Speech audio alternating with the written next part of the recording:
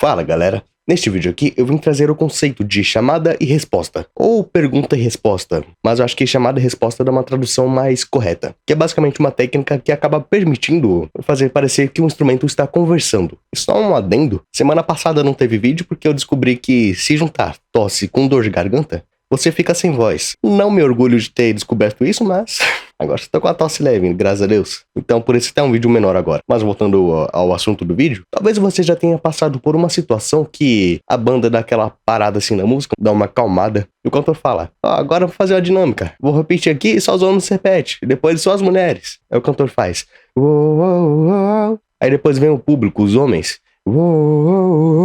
essa é uma ideia de chamada e resposta. É uma das aplicações, apesar que não é que eu vou demonstrar aqui. Apesar que essa ideia também de repetir, ela fica legal se for feita entre instrumentos diferentes. Por exemplo, o cantor e o público, ou também entre o teclado e uma guitarra, ou aqui, por exemplo, um piano e um órgão.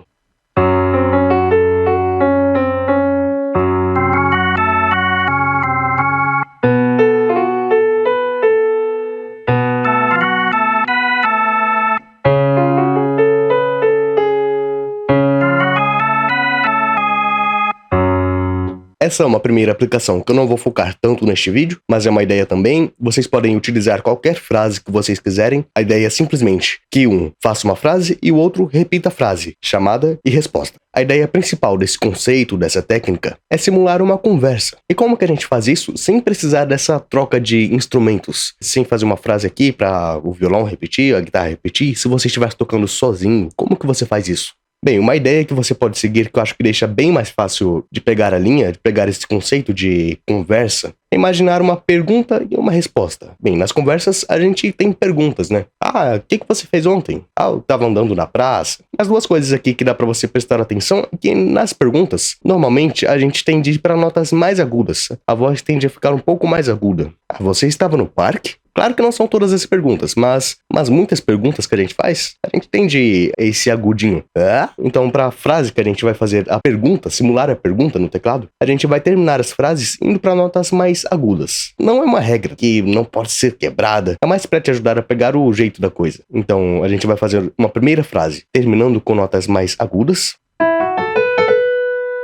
E depois a gente tem a resposta. Entre a pergunta e a resposta, tem um tempo, né? Que você para e pensa a resposta. Você estava no parque? Eu estava no parque. Eu fui fazer caminhada. Você tem esse tempo entre a pergunta e a resposta. Então, uma segunda coisa. Dá um tempinho entre a frase da pergunta e a resposta. E a frase da resposta, a gente vai fazer o inverso da pergunta, que a gente vai terminar agora com notas mais graves. Tem uma ideia também aí, para dar uma diferenciada a mais, é que a frase da pergunta e a frase da resposta seja feita com a distância um pouco maior. Ajuda a dar uma diferenciada. Não é regra assim, inquebrável, mas dá uma ajuda. Te ajuda a pegar o jeito da coisa. Então vou fazer uma frase aqui aguda. A pergunta, dar um tempo. A resposta, uma frase mais grave. Pergunta. Resposta. Pergunta. Resposta.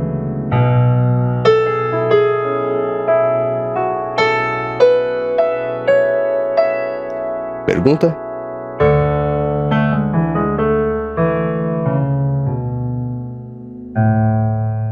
Resposta.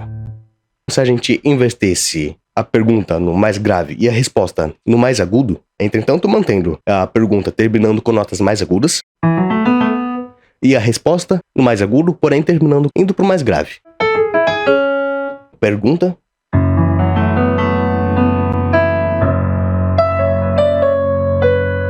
Resposta. Pergunta. Resposta.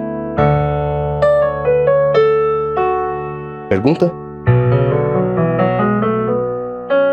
Resposta.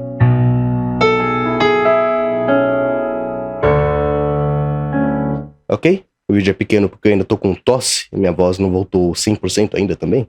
Mas, uma dica final é você começar a quebrar um pouquinho esses limites, essas regrinhas que eu falei. Como eu disse anteriormente, não são regras inquebráveis, é para te ajudar a pegar o jeito da coisa. Entretanto, uma conversa não é composta só por pergunta e resposta. O interrogatório até é, né? Mas uma conversa, você tem, você tá fazendo o que ontem? Tava no parque. No parque? Eu tava andando. Ah, eu também gosto de caminhar. Um cumprimento, digamos, né? Não foi uma pergunta, não teve uma pergunta também, mas foi um cumprimento.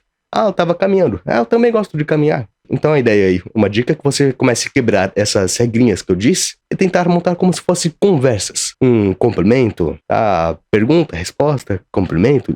Complemento é um comentário, né? Eu também gosto. E complemento eu inventei na hora também. É só porque eu não sei que palavra seria certa, mas vocês pegaram a ideia. Então, seguindo a ideia só de separar essa coisa entre uma frase mais aguda, dar um tempo, frase mais grave, e não se atentando às notas terminando por mais agudo, por mais grave, dá pra manter uma conversa também, por exemplo.